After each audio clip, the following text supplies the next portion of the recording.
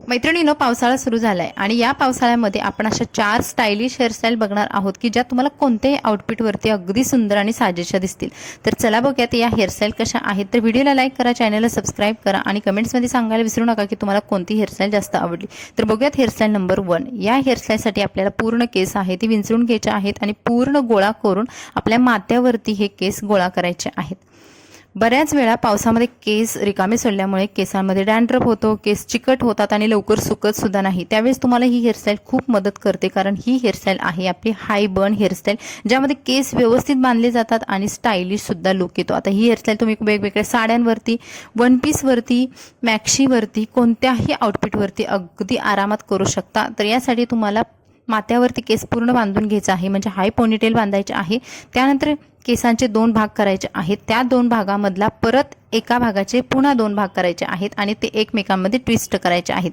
2 पेड्यांची अशी वेणी बनवून घ्यायची आणि ही वेणी आपल्याला अगदी केसांच्या टोकापर्यंत करून घ्यायचे आहे। त्यानंतर केस आपल्याला अशा पद्धतीने थोडेसे लूज करून घ्यायचे आहेत एका साइडवरून, जेणेकरून आपल्या हाय बनला मेसी लुक येईल। अशा पद्धतीने जे केस आहे ते मी लूज करून घेतले आणि जिथे पोणी बांधली होती तर तिथून हा भाग आहे तो आपल्याला मस्त प्रकारे ट्विस्ट करून घ्यायचा आहे। ट्विस्ट करताना थोडंसं टाईट अशा पद्धतीचा ट्विस्ट करायचा आहे। ट्विस्ट करताना तुम्हाला 2 ते 3 युपिन्स वापरायचे आहेत, जेणेकरून हा भाग आहे तो सिक्युअर होईल व्यवस्थित। आणि मी ते 1 ते 2 युपिन्स वापरलेले आहेत। त्यानंतर दुसरा भाग आहे त्याचं सुद्धा अशाच पद्धतीने मला 2 पेड्यांची वेणी बनवायची आहे आणि हा भाग मी पहिला भाग जिथे रोल केलेला आहे त्याच्या बरोबर अपोजिट दिशेने रोल करत आणत त्याच्या भोवती मी रोल करून घेणार आहे। बघा, हा सुद्धा भाग आपला व्यवस्थित क्लिअर झालेला आहे आणि ही सुद्धा हेअरस्टाईल मी यू पिनने परत सिक्युअर केलेले आहे। तर हा आपला हाय बन हेअरस्टाईल झालेली आहे। त्यानंतर आपण बेबी हेअर्सचं पण बघूयात। आता इथे भरपूर मैत्रिणींना बेबी हेअर्स असतात आणि ते कसे लपवायचे समजत नाहीत।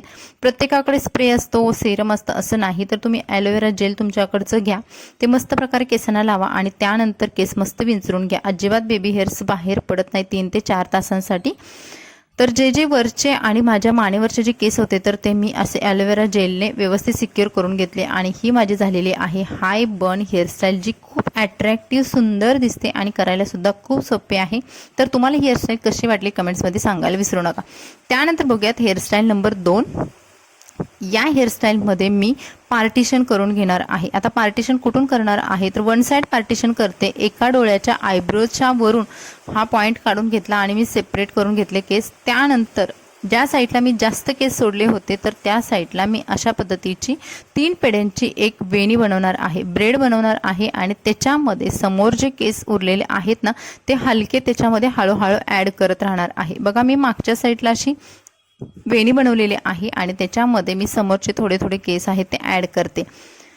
अशा पद्धतीची हेअरस्टाईल आहे तर ती स्टायलिश लुक देते। जर तुम्ही कुर्तीवरती, कॉटनच्या साड्यांवरती हेअरस्टाईल केली ना, खूप सुंदर लुक देते आणि त्याच्यासोबत तुम्ही जर ऑक्साईड ज्वेलरी जर वेअर केली तर आणखीच उठावदार दिसणारी ही हेअरस्टाईल आहे। शिवाय याच्यामध्ये तुम्हाला केस अर्धे बांधलेले आहेत आणि अर्धे रिकामे आहेत, म्हणजे जेणेकरून तुम्हाला दोन्ही प्रकारचा हा स्टायलिश लुक सुद्धा मिळतो। इथे माझी ब्रेड आहे, वेणी आहे, ती बांधून झालेली आहे आणि मी हलकीशी लूज करून घेतलेली आहे, कारण तो चपटा भाग येऊ नये किंवा आपली जी हे समोरची हेअरस्टाईल आहे ती अगदीच फ्लॅट दिसू नये। तर अशा पद्धतीने बघा मी फुलवून घेतलेली आहे, जेणेकरून माझी ब्रेड आहे ती मोठी दिसेल आणि एका रबरने छोटे अशा सिक्युअर केलेलं आहे। त्यानंतर मागचे सर्व केस आहेत ते एक साईडला घेतले आणि तिथे मी 3 पेड्यांची परत वेणी बांधणार आहे। आता ही वेणी, वरची जी छोटी वेणी आहे ती त्याच्यामध्ये ॲड करायची आहे।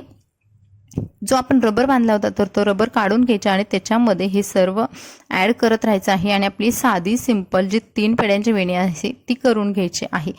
आता 3 पेड्यांची वेणी करताना तुमचे केस लांब असतील तर आणखीनच उत्तम, छोटे असतील तरी हरकत नाही, तुम्ही 2 ते 3 वेडे काढून सुद्धा तुमची हेअरस्टाईल एक साईडवरून व्यवस्थित करू शकता। आता ही वन साइड हेअरस्टाईल आहे किंवा वन साइड तुमची वेणी आहे आणि आता वेणी जेव्हा आपली चपटी दिसते ना तर त्याच्यासाठी थोडंसं स्टायलिश आणि फुगीर लुक देण्यासाठी वेणीमध्ये जे आपण ब्रेड्स बनवलेले आहेत, छोटे छोटे भाग बनवलेले आहेत, तर ते असे स्प्रेड करून घ्यायचे आहे, जेणेकरून आपली वेणी मोठी दिसेल आणि केससुद्धा आकर्षक अट्रॅक्टिव्ह अशी आपली ही हेअरस्टाईल दिसेल। बघा, मी वेणी थोडीशी फुलवून घेतलेली आहे। सुरुवातीला तुम्ही माझी वेणी बघाल किती पातळ दिसत होती आणि ही आपली आहे हेअरस्टाईल नंबर 2। जी की खूप सुंदर दिसते आणि करायला सुद्धा खूप सोपे आहे। तर तुम्हाला हेअरस्टाईल कशी वाटली कमेंट्समध्ये सांगायला विसरू नका। आणि ही झालेली आहे आपली हेअरस्टाईल नंबर 2। त्यानंतर बघूयात हेअरस्टाईल नंबर 3। 3 नंबरच्या हेअरस्टाईलसाठी मी समोरचे जे सर्व केस आहेत ते अर्ध्या पार्टिशनमधले वरती घेणार आहेत माझ्या माथ्यावरती। जसं आपण फर्स्ट हेअरस्टाईलला जसं सर्व केस माथ्यावरती घेतले होते अगदी त्याच पद्धतीने हे केस घ्यायचे आहेत। फक्त पूर्ण केस न घेता अर्धेच केस घेतलेले आहेत आणि या केसांना मी परत एका रबरने सिक्युअर करणार आहे।